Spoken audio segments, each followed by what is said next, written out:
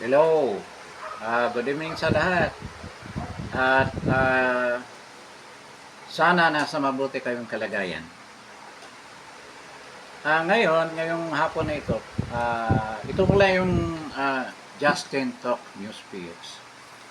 Ngayon, itong hapon na to, we'll be talking about yung sinampang kaso ng House of Representatives na impeachment case laban kay BP Sara. Actually, this was filed yesterday around 2 p.m. And maraming mga kababayan natin ang meron ng mga impression with regards to the content of the charges that were included in the impeachment case. So, ako rin, meron akong impression. Binasa ko yung impeachment. Marami naman copies na linabas yung media.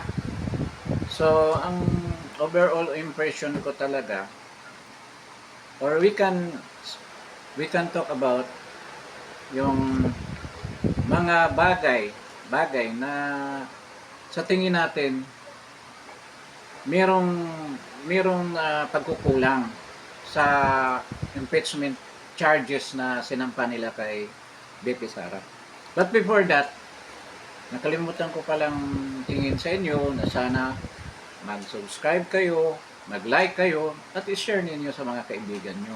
Kahit isa-isang subscription lang, at i-subscribe lang para maayos naman ang channel na to. Ito nga, nakapile na nga yung impeachment case. Ngayon, ang una kong impression, talagang minamadali itong kaso na to na may sampa ni BP Sara. Kahit naman, maraming nagsabi na napakahina, napaka-weak ng impeachment case na to. Unang-una, bakit sa tingin ko na sinabi nilang mahina, weak ang kaso na to? Unang-una, 24 charges sa impeachment ang sinama nila, ang pinagsama nilang 24 charges. Nahirapan nga ako kung ano yung 24 charges.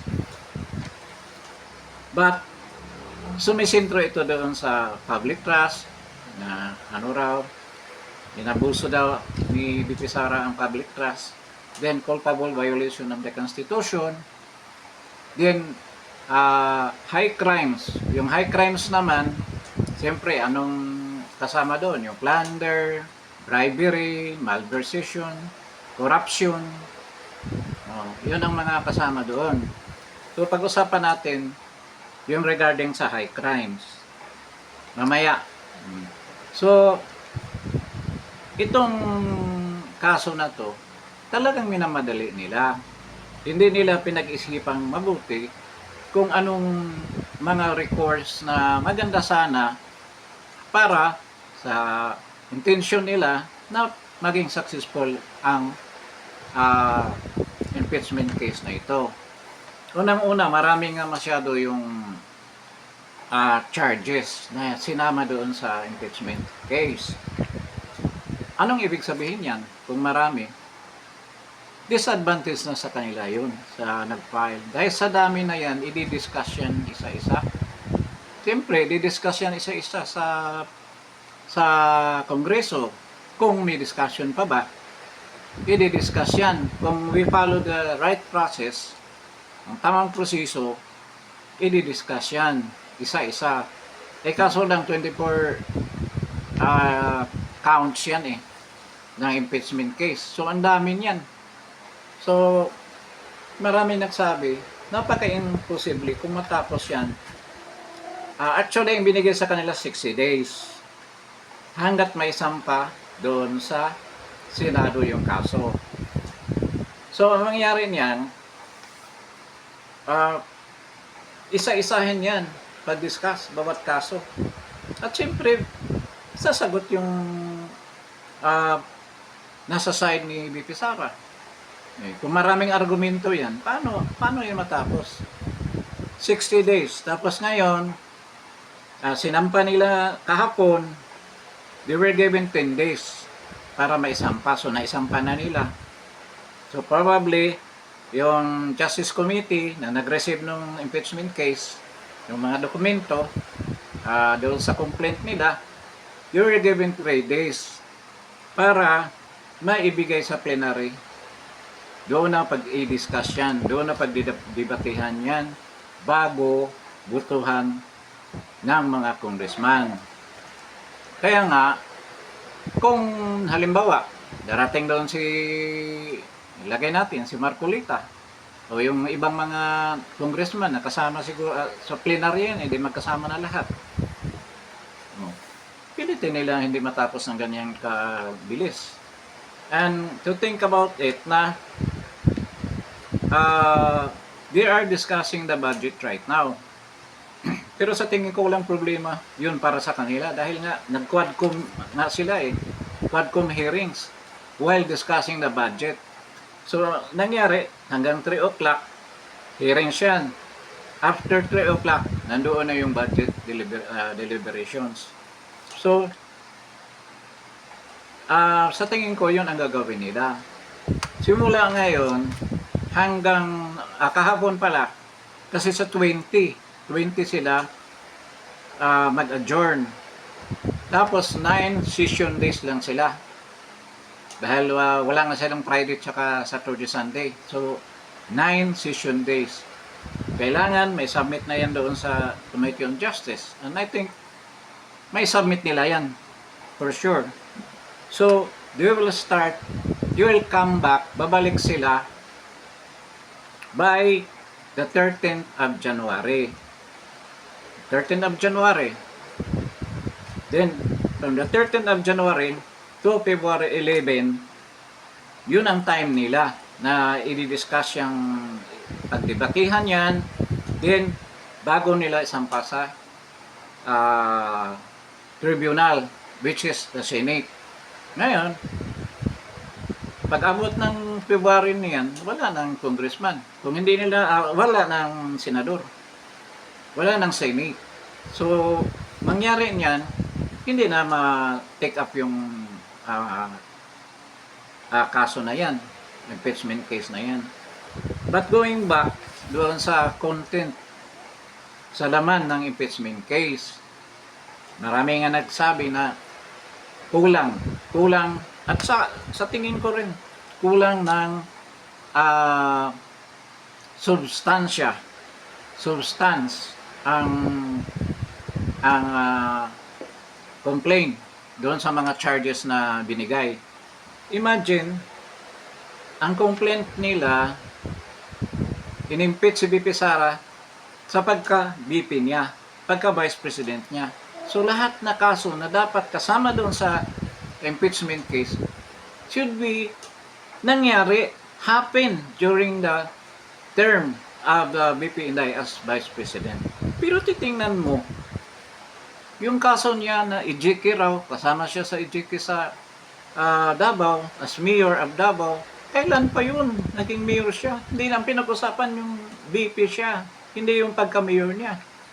Gisablay na yun. So, questionable na yung impeachment. Kasi kung may isang ground na there is a question ng kanyang truthfulness or honesty doon sa charge na yan, pwede maapektuhan ng ibang charges. No. Itong isang charge nila na malaki doon kasalanan daw si Inday napunta sa Germany kasama ang pamilya niya na meron daw rumaragasang bagyo. Di ba nakakatawa yun? Oh. Kahit na yung mga congressman dyan sa kongreso, ng bagyo, saan ba sila? Napunta ba sila ng mga probinsya nila?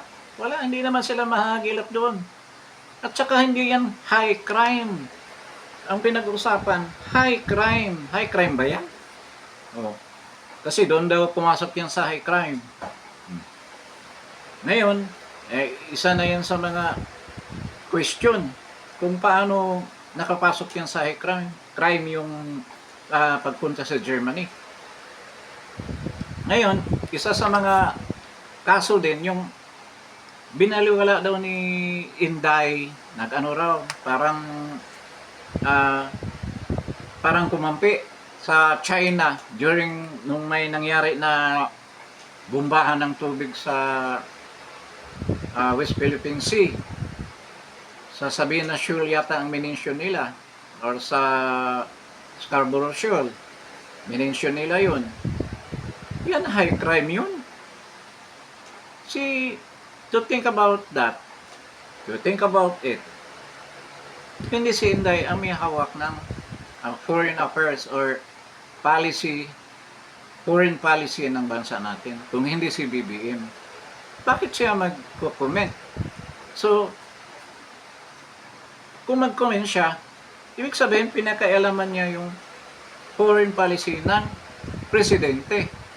So, bakit kailangan pa siya mag-comment doon? Yun ang ini-insist ni Laila de Lima na isa daw sa mga violation or mga charges, contemptible daw yun. I mean, impeachable daw yun dahil sa ginawa niya na yun sa pag-disregard niya ng pag-comment doon sa nangyayari sa Scarborough Shoal or hindi Scarborough Shoal, yung shoal ngayon bago, yung yung sabihin ng shoal kasama rin sa sinabi ni De Lima. So yun ang basis nila. Ang tanong, high crime ba yan? High crime ba yan? Can we consider that a high crime? Tapos, ini-insist nila yung regarding kasama doon sa plunder, yung sa confidential fund. Confidential fund daw, dahil daw winaldas daw ni Inday yung confidential fund. Alam ninyo, unang-una, confidential fund yan dapat hindi pag-usapan. Dahil bakit? Alam ba ninyo saan ginamit yung confidential fund? Ba't ini-insist lang ng mga nasa kaliwa? Dahil sa totoo lang, yung confidential fund, yung ginamit laban sa kanila. Kaya mga tanong ni Castro during sa investigation sa Senate on the confidential fund, bakit mahal yung safe houses? Bakit saan ba yung mga safe houses yan? Bakit mahal? Ito, maraming beses ko na sinabi to dyan sa vlog ko. Alam mo, yung mga taong sinisafety ng government ay mga DPA, mga deep penetration agent sa totoo lang. Yung mga nagsusurrender na galing sa NPA, yun ang sinisafety niya ng government natin. Then, yung mga gustong susuko pa, kinukuha nila yan, doon nila nilalagay sa mga safe houses na yan. At gustong nalaman ni Castro kung nasaan yan. Bakit mahal ang bayad niyan? Milyon. Alam mo, hindi ka pwede mag-safe house sa Pabe Estate, Paco, sa Onyx. Hindi ka pwede mag-ano dyan. Or sa Tondo, doon ka maraming tao. Hindi pwede yan, na doon ka. Kailangan doon ka sa safe na lugar. Halimbawa, naniwala ba kayo na may safe house sa Corinthian Gardens? Magkano ang isang bahay dyan? Napakamahal, napakalaki. Pinakamababang bahay dyan sa 100 million, parang Dasmariñas Village at saka Forbes. Doon hinahouse yung mga surrenderies na yan. So, ibig sabihin, kung bayaran mo ng isang taon yan, hindi tatanggap ang may-ari niya ng ganyan lang. Milyon ang tatanggapin yan sa isang taon. So makikita mo, yung isip nila, gusto nilang alamin kung saan yung mga safe house para malaman nila. Itong mga senador mga congressman naman, alam naman nila yan eh. Gusto lang nilang kulayan yung pagbigay ng safe house. Dapat ngayon, confidential, dapat sekreto. Bakit binubulgar yan? Ngayon, Gusto pa rin nga niya malaman kung sino yung mga tao nandoon sa safe house. O baka may kamag-anak siya doon na nandoon na sa safe house, nagsuko na. O, yun. Yan ang intensyon ng mga NPA, mga leftist. Kaya ginugulo nila yung regarding sa confidential fund. At saka kung isipin mo, kung mag-imbestiga ka ng confidential fund, dapat lahat na ahensya na mayroong confidential fund. Imbestigahan mo rin yung pulis. Si Presidente, BBM, malaki ang confidential fund yan. Imbestigahan ninyo. Yung ISAP, yung NICA, yun. Sila may mga confidential fund. Yung IEP mismo, imbestigahan nyo. Mga mayor, merong confidential fund. Ba't si BP Sara lang ang paginitan ninyo? Kasi, hinapan nyo ng butas. Na hindi naman nyo makita yung butas. Dahil wala namang korupsyon si BP Sara. Sa lahat nga bagay na iparatang yun sa mga Duterte, iwasan nyo magparatang ng korupsyon. Kasi hindi talaga kayo makakita ng korupsyon ng mga yan. Sobra ang integridad ng mga yan, si BP Sara. Sobra yan. Saka hindi naman, akala ba ninyo na ganyan ka walang pera yan si BP Sara? Mayaman yan. May negosyo yan mga yan. Kaya huwag mo yung ismulin yan. Ngayon, yung regarding nga dyan sa confidential fund, kanina lang may lumabas sa COA. Regarding yata ito sa credit advice ng third quarter audit ng COA. Na-clear na. Wala nang problema. Walang nakitang walang pera or anything else. Okay ang audit niya. Paano na ngayon? Kongreso, paano na ngayon? Naglabas ang COA. Buti naman ang COA, biglang naging independent. Kasi doon sa hearing, minsan, para patuwang-tuwang din yung COA. Hindi natin malaman kung kakampi ba o sa side ng Kongreso o hindi. Yun na lang pagbigay nila ng papel doon na hindi pa tapos eh. Dapat hindi nila binigay yun. Yung dahilan na nakulong si Attorney Lopez. Dahil doon, na hindi pa nga tapos yung audit, gusto nang kunin yung papel. Bakit yung binigay ng COA?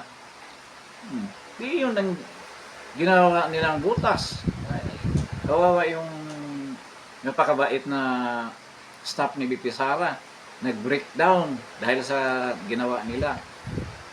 So ngayon balik tayo doon sa ibang kaso, yung plunder. Paano may prove may plunder? Paano yung ebidensya nyo na may plunder?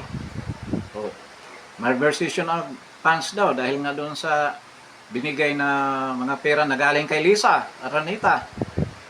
Paano kung mag-hearing dyan? Ilabas yung video ni BP Sara. Di magkagulo na naman kayo. Di ba? Kaya nga, itong contempt, lagi ako nag-contempt ano pa ito? Impeachment case. Swerte naman na ganyan ang ginawa ng sinadlima nag-file, yung Akbayan, kay Risa. Actually, hindi pa pala nag-file din yung Makabayan Black. Iba pala yung Miracle Minares. Iba rin itong kay Akbayan. Sirdanya pala ang pangalan ng nila ngayon, pinuno dyan sa Akbayan. So, nakita na natin, sabi nga ng iba, napaka-imposible na maipasa yan sa time constraints na yan. Isipin mo, 9 session days na lang. Tapos, babalik sila sa 13 ng January. Then, from 13 hanggang February 11, kasi magsimula na yung kampanya, hindi na pwedeng mag-hearing. Not unless kung maibigay nila mai-endorse nila yan sa Senado. Ang Senado naman, kung nandoon na yung sa kanila, case na yan, maghihiring pa rin sila. I don't know kung sabi nila, pwede daw kahit nag-campaign, pwede daw mag-hearing. Hindi ko alam kung mangyayari yan. Yun ang sabi ng nakaalam dyan sa sa Congress na pwede daw mag-hearing ang Senado. So, kung ganyan ka-iksi ang time, ano sa tingin ninyo? Kakayanin kaya? Kung ako ang tatanungin, kung yan hindi muro-muro lang, na pinay lang para magkaroon ng media mileage, kasi ang tingin ko, isa rin ang purpose na alam nila kasi nandiyan si Dilima Naka-witness siya kapanahonan ni Noynoy na sino ba yung si Corona. O I think senador pa siya. O, alam niya kung paano ang form and substance ng isang impeachment case. So, bakit hindi niya napigilan? 24 counts, paano mag-discuss isa-isa yan? Kung talagang sundin nila yung tamang proseso, mahirapan talaga sila, sa totoo lang. Sipin mo 24. Ibig sabihin, bawat kaso niyan, walang mag-agree na lang lahat. Nandyan sila mga kolekta sigurado yan, kukontra yan. Kaya magkaroon ng debate. At hindi basta-basta matapos yan. Di ba? Kung susundan nila yung tamang proseso. I-emphasize ko lang yan dahil i-explain ko sa inyo bakit sinasabi ko yan. Na hindi nila i-railroad yan. Pabilisan ang takbo. At hindi na mag-stop over. Tuloy-tuloy na. Wala nang stasyon-stasyon yan. Diretso na. Kung susundin mo talaga, titingnan mo mabuti yung proseso. 9 session days. At rest ngayon, 20, matatapos, may budget hearing.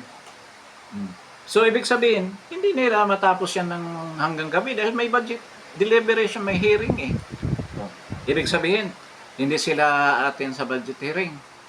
Maggawa ng special committee. Then, adjourn na sila. Pwede ba yun na adjourn na? Pwede sila mag-hearing yan? Magkaroon ng special na, paano yun? Batas o whatever, hindi naman batas. Yung galing lang kay Martin, mag-hearing tayo or galing sa committee chairman ng Committee of Justice dyan sa loob ng Kongreso. So mag-hearing sila kahit na New Year, kahit Christmas. Mag-hearing sila para lang mahabol niya yung schedule hanggang 13.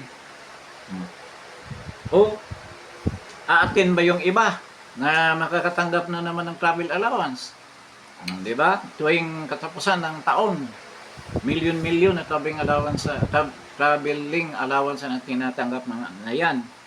Yung kunwari na mga hindi nagagastos na mga pundo, yung ano bang term nila dyan, excess fund o ganyan, may term dyan natitipid na mga pundo, instead na ibabalik sa treasury, ang nangyari, pinaghahati-hatian. Kaya nga dyan si Eric, Siles at saka si Loren Badoy nakulong. Dahil nga nagtanong lang yung tao kung saan napunta yung traveling fund na yan, na sobra naman, kaya nakulong sila. Diba?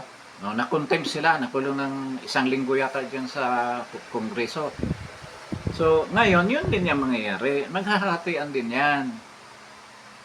Happy all yan, lahat. Maligaya silang lahat dahil meron silang matatanggap galing kay speaker. Except for doon sa mga kumakalaban. Tulad ni sila Kulong, siyempre hindi. Si Marcolita, yung iba pa dyan, na pinagdudahan nila nakakampi ni PRRD, hindi talaga mabibigyan yan. Sila lang ang malapit sa Panginoon. Yun na makatanggap ng biyaya. So, malamang, yung iba, hindi papayag na magkaroon ng hearing na Christmas time yan hanggang January 13 ang balik nila. Malamang wala yan dito. Sayang naman na yung millions nila kung hindi nila mapakinabangan. Baka yan ang huli nilang matatanggap. Baka next year wala na sila sa posisyon. Hindi dahil magkaroon ng change in regime. Dahil matataro sila sa eleksyon. Diba? Hindi na sila makatanggap ng ganyan. So, kung titingnan mo talaga sa normal na proseso, yung hindi makialam yung pinuno ng Kongreso, hindi talaga yan kayang tapusin. Sipin mo, 13. Tapos, February 11. Tapos, hindi na pwede. Dahil by March, wala ng congressman eh. Good as resign na sila eh. Dahil tatakbo silang congressman kung re-election na sila. Ganyan. Ganyan ang mangyari. So, napaka-imposible. Pero yung sinabi ko nga kanina, kung meron silang gagawing iba, ito ang pag-railroad. So, pabilisan nila. Paano pabilisan? Siguro kung naalala ninyo yung nangyari kay Irap. Isipin mo, ngayon sinubmit ang impeachment case.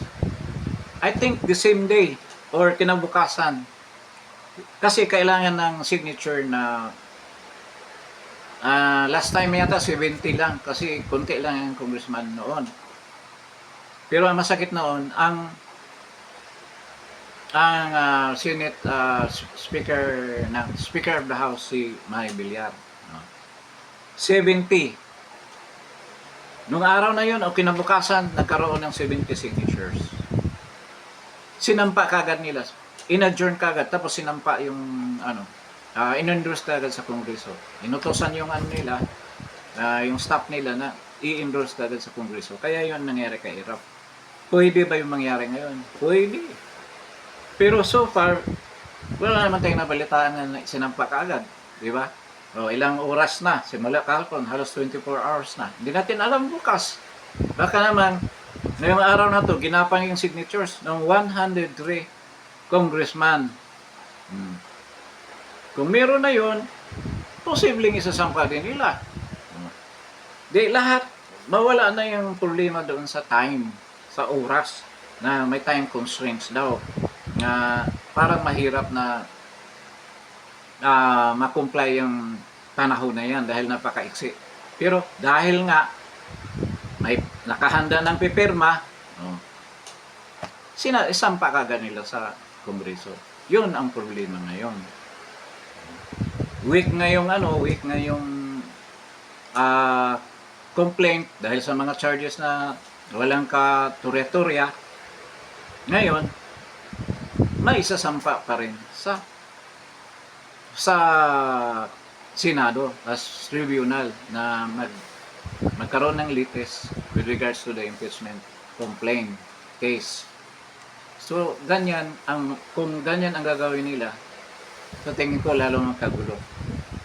Ngayon pa nga lang ngayon pa lang, ang dami talagang nagki-claimer na once magkaroon ng hearing yan sa Kongreso, talagang dadagsang tao dyan sa Kongreso. Sigurado yan, 100%. Baka hindi lang dyan. Baka nga may bagong mga pumapasok na mga balita galing sa Mindiola. Iwan ko kung sinong nagrarally doon. Hindi daw ang mga leftist.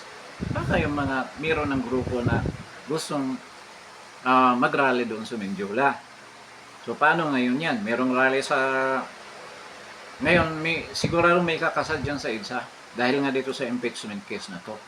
So, na yung mga grupo na nagsusuporta kay VP Sara, talagang sila, bullish sila na magkaroon ng rally. So, hindi nga maganda yung possible na mangyari kung pakialaman ng Kongreso yung proseso, pero pwede ring maging susundin ang proseso. Kasi ito si PBBM, paano yung salita na ayaw talaga niya yung proseso na yan. Ngayon, kung ano mang intensyon ng PBBM, depende yan talaga kung gaano kalaki ang mga rallies. Maniwala kayo. Kung maliit lang yung mga nagpa-participate, malamang hindi yan magkaroon ng dalawang isip. Hindi yan magdadalawang isip na wag na lang siguro. Kahit na pinalutang niya na hindi siya ayon dyan sa impeachment case na yan. Na klarong-klaro naman na sila rin ang promotor niya ni Martin at saka ni Lisa. Diba? Kaya hugas kamay lang ginagawa niya. Para siyang si Pilato. Naghugas kamay para Kung ano man mangyari, magkagulo man, at least meron siyang reason. Nakakahanda yung reason niya. Hindi ako kasama dyan. Oh, I stated na I'm not, it's not important. Sarah is not important. We should focus on the problems daw ng ng bansa natin. Kailan ba siya nag-focus? Kaya ang isang element talaga niyan, yung mga rallies, napaka-importante na maapektuhan yung mga plans ng Kongreso. So, siguro kita naman nila yan eh. Yung sabi ko pa nga kanina na si Diliman, nandiyan naman lahat. Mga experience siya na nagsasampa ng impeachment. Nasa Department of Justice siya. So alam na alam niya yan. Bakit hindi sila nakagawa ng matinong kaso? Isipin mo 24 cases. Sabi pa nga ng mga ibang talaga, maalam dyan, dapat 3, 4 na kaso lang. Doon sila nag-focus. Doon sila nag-focus ng yung mga charges na yan at na talagang there's a possibility na makonvict si BP Sara. Pero paano? Sinabi ko rin doon sa kanila, paano nga? Saan dyan? Confidential fund? Madaling yan. Kontrahin dahil nga wala namang nakita ang kuha. Kung basihan mo sa Congress, hindi naman sila dapat mag-audit eh. Hindi naman nila function yan. Paano magiging yan? Basihan yan doon sa impeachment case. Wala na yan. Public trust. Anong public trust ang wala si Inday? Ano bang ginawa ni Inday na sabihin natin na nilabag niya yung tiwala ng mga tao sa kanya? Sobrang nga ang tiwala sa kanya. Tingnan mo yung mga survey. Yung mga rating niya sa survey, lagi siyang ahead. Ginagago lang ng Tanjiri kaya ganyan sino bang nagbayad ng Tanjiri, alam na natin kung sino. Kaya wala rin sabihin mo focus on 4 charges, plunder, malversation ba yun? Paano mo i-prove yun? Kahit nasabihin mo na may perang binibigay, nakita mo ba si BP Sara nagbigay sa iyo ng pera, na-prove mo ba? Sabagay, yung latest daw dito, hindi naman talaga katulad sa Court of Law na ganyan ka busisi. Pero, kitang-kita na Hindi talaga yan papasa kung matino yung nandyan sa Kongreso at saka Senado. Sabi nga, this is a political exercise, so may kasamang politika. Pero tandaan ng mga senador, kung halimbawa man maipasan yan, itong lalo na sa mga re-electionist, bantay kayo. Dahil itong bumoto kay BP Sara, nandyan pa rin yan. Kahit na ilan lang na ba ang loyalista? Ilan lang ang loyalista? Sa tingin namin, walang 2 milyon yung mga loyalista na nandyan pa kay Marcos. Kasi kung malakas pa ang loyalista, napakalaki ng buto sabi nila, ilang milyon daw sila. 31 milyon 31 milyon na binuto rin naman ng bumoto ng kay BP Sara si Bongbong. Alisin mo na yung 32 million, di ba? Sabi nila, alisin daw doon kay BP Sara yung bumoto. Aabot kaya ng 5 million yun? Hindi aabot yun. Tingnan mo yung buto ni Gadon. Magkano? Ilan? Napakababa ng buto ni Gadon nung huling eleksyon. Kaya hindi nyo masabi na nung una pa, 2016, yun wala pang Sara noon. Nakikita niyo ang buto ni Gadon. I think halos 1 million lang mahigit. So yan ang loyalista. Kaya hindi na tayo, huwag nang paandaran dyan sa loyalista yan na malaki ang buto nila. Hindi. Baba lang ang buto na mga yan. Ngayon, ito nga, kung talaga yung mga senador, sila, tandaan nila yung mga boboto sa kanila. Kasi ngayon, ang balak ng mga supporters, hindi lang iboto, mangampanya para iboto yung mga kandidato na i-endorse ni PRRD. Ang gagawin din, iboto yung mga nasa kabilang ticket. So mabigat yan. Isipin mo, sabihin na huwag mo iboto sa, instead of sabihin, iboto mo to, iboto mo itong senador namin. Sabayan pa na, huwag niyong iboto si huwag niyo iboto yan, dahil ganito, ganyan. Di ba? Iyari na sila. Kaya itong impeachment na to, kung ano mangyari nito, kaya ang ibang senador na sa ticket ni BBM, nag-aalala yan. Kasi, saan ba sila kukuha ng maraming boto? Di ba dito sa mga DDS, dito sa mga supporters ni Sara, mawala na sa kanila yan dahil sa impeachment na to. So, dyan din sila nag-alala at natakot. Kaya kung lulusot man yan sa maipasa, ma-endorse man yan sa Senado, malaking tsansa na hindi yan lulusot. Saka dapat naman hindi lulusot yan, nakakatawa yung mga charges eh. Di ba? Sipin mo, Mayor, BP na si Inday Sara, bakit sinama mo yung sa Mayor? EJK daw, ganyan. May may confidential pan yata na kasama doon sa reklamo. Ay, Mayor pa yun, BP na si Sara ngayon. At saka, nakakatawa yung trip sa Germany. Bakit hindi mo isama yung ginawang trip ni BBM? Ilang trip ba? 28? 28 trips, isipin mo yan. Dapat nga siya ma-impeach eh. Diba? Ilan ang trip niya sa abroad? Ilan? Dapat yan doon kayo nagbase sa kung ganyang kaso na pati yung trip nga umalis daw habang may bagyo. Christine yata yung bagyo. Si Bongbong, lahat ng bagyo, wala naman halos yan nandoon eh. Kamot ulo pa ngayon eh. Nagtatanong ko anong gagawin.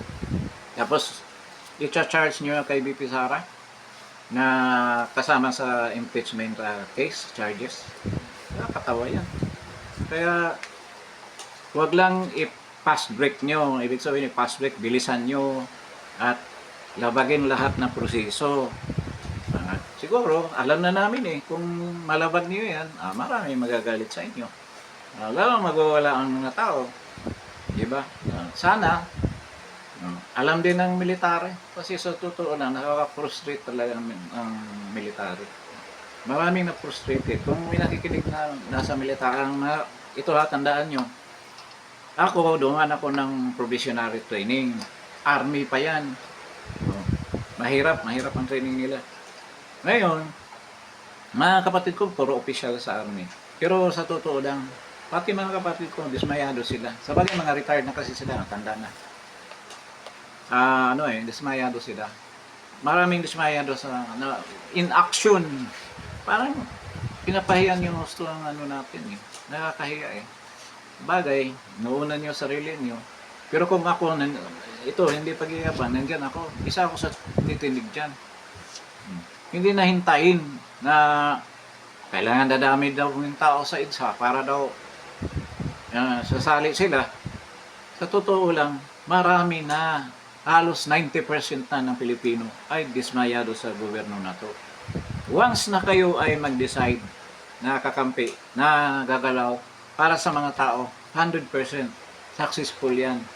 Whether kung ano mang balak niyong gagawin, regime change or withdrawal of support of the commander-in-chief, i-withdraw nyo tulad ng ginawa ni Angel Reyes nung kapanahon na ni Iraq.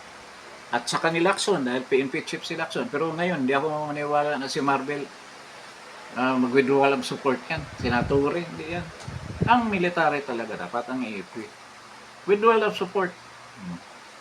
Ano ba naman sila ilan lang yan sa tingin ko sila yung 32 generals saka flag officers, ilan lang yung mga yun. Kaya yung anuhin yun. Kaya hindi naman sabihin na makipag-away kayo ng madugo, kausapin lang ninyo, sir, ano to? Ano na to ito? Grabe na pangyayari. Kawawa yung mga tao, sir. Ganun. Huwag na lang kayo, huwag na kayo umalma. Pero, sabi ng iba, mahirap yan. Hindi yan mangyayari. Yung mga tao na yan. Hindi yan. Mayroong dahilan yan na mabigat. Bakit nandyan sila? Hindi ko naman sinabi na nalagyan kayo. Pero parang ganun eh. Kaya, sorry na lang mga brad, na ganyan nangyari. Di ba nyo alam, lumad ako dito, yung lugar na to, nasa kasi ako, nasa Taguig. Dito ako nung halos sobra ng kalahating buhay ko. Nandito ako sa lugar na to. Kampo ito dati. Kaya alam ko yung mga galawan na yan eh. So, yun nga, di natin alam kung ano mangyari ngayon. Baka biglang napirmahan na yung impeachment case na ma-endorse na, yun ang bantayan natin. Kung mangyari man yan, walang ibang sagot. Kasi wala na tayong masahan sa totoo lang. Wala na tayong masahan. So, dapat ang kikilos mga tao na. Wala na eh. Sino pang masahan natin? Weaponize lahat. Sabi pa nga nila, whole of the government approach. Ito yung approach nila. Lahat na departamento ng gobyerno, isa lang ang nakatutok lang sa isang tao, kay BP Sara, para masira. Pinagtutulong-tulungan si BP Sara. Hindi lang tao, mga tao na nag-criticize. Ultimo ang mga ahensya ng gobyerno. Weaponize yan lahat para lang masira si BP Sara. Kaya nandito naman tayo, napilitin natin na makatulong tayo para protection natin si BP Sara. So, siguro hanggang dito na lang tayo,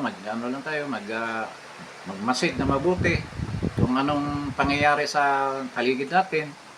Huwag natin kalimutan na itong pangyayari ngayon, laban ito ng sambayanan. Tayo ang lalaban para sa mga tiwala dyan sa pamahalaan natin.